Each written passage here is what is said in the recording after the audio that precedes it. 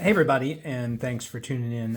What I've got here today is the iElite from aerofly. It's a new head unit, all in one. It does GPS, it does heart rate, it does cadence, and it does power.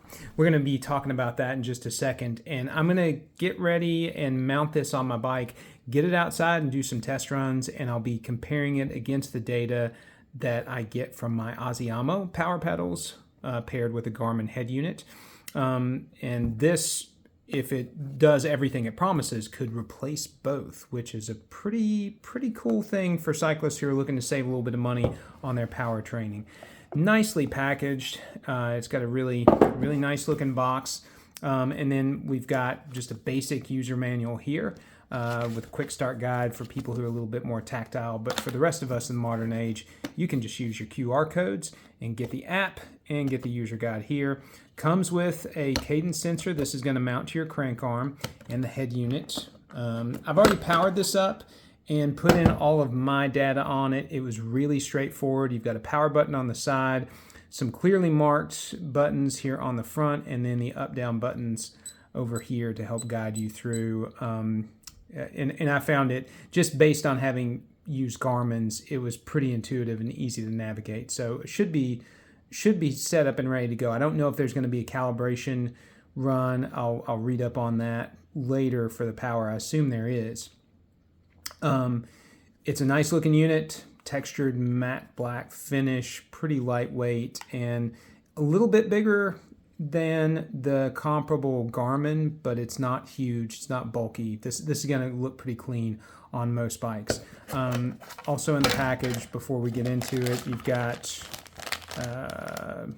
cadence mount, out front mount, decent looking out front mount, and a lanyard, and micro USB cable to help fill out that growing pile of charging cables I'm sure you've all got, just like me. I wish they would have used USB-C, but there's enough lights and SRAM batteries and things that are still using micro USB that it's not too big of a deal that they went ahead and went with that as the standard. So that's all the stuff you get with it. Nice and simple. It'll pair with most heart rates. I'll dig one of those out and get that going. It does use a Garmin mount. I like that because I have a lot of Garmin mounts from over the years. Garmin used to send all of those extra mounts for the stem that just went on with rubber bands before out front mounts became the thing. And so if you're like me, you've got a drawer full of Garmin mounts. That's probably, along with your drawer full of micro USB cords. So the power is the big thing about the iElite, and let's talk about that for a minute. The way iElite is getting you power data is from this little vent on the front.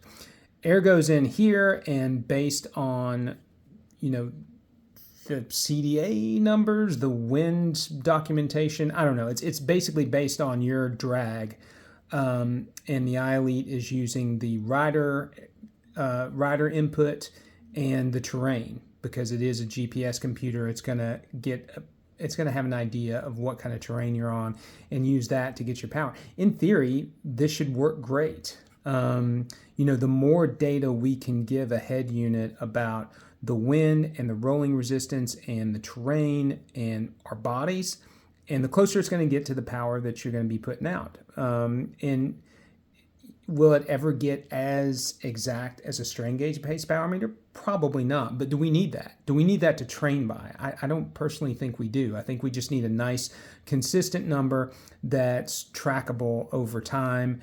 And as long as it's consistent within itself, that should be good enough. This is not brand new technology. Years ago in my little bike shop, Main Street Bikes in Shelbyville, I did sell iBike computers. And iBike used a similar wind port and a cool, funky little head unit, but it didn't use GPS. So iBike was only using your speed, your cadence, the information that you told it about yourself, and I think that was it. And it was okay. It would give you pretty decent power numbers for tempo efforts, for steady state efforts, but when it came to more immediate, more short power bursts, it was kind of off the charts. We had one guy, I think, rounded a corner and accelerated and got like a 2,000 watt readout. Great for bragging rights, but not not reliable. So I did like the idea of the iBike, but I think it was, it was not ready for prime time. I'm hoping that the iElite will be. I will say, they're new to the head unit game, so they don't have quite as flushed out or polished a UI. It's not bad, but when you look at Garmin and Wahoo and Hammerhead and those guys, there's a little bit more flash to it than what we've got here. That being said, we probably don't need that. So yeah, I'm going to be doing some test rides with this alongside my Asiamo power pedals and Garmin, and just see how the data compares. Got some good weather here in Kentucky, so hopefully over the next few days and maybe in a week from now, I'll have enough that I can compare and contrast and see, is the iElite good enough to replace your current power meter and your head unit? Or more importantly, if you're a cyclist who's getting ready to dip a toe into the water, the very expensive water of power and GPS head units, is this at a retail price of $300 good enough or as good as, say, a Garmin and a Quark or something along those lines? If it is, it's genius.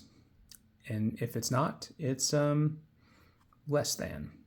But we'll see. So thanks for joining, and I'll be doing some data entry and getting back to you real soon.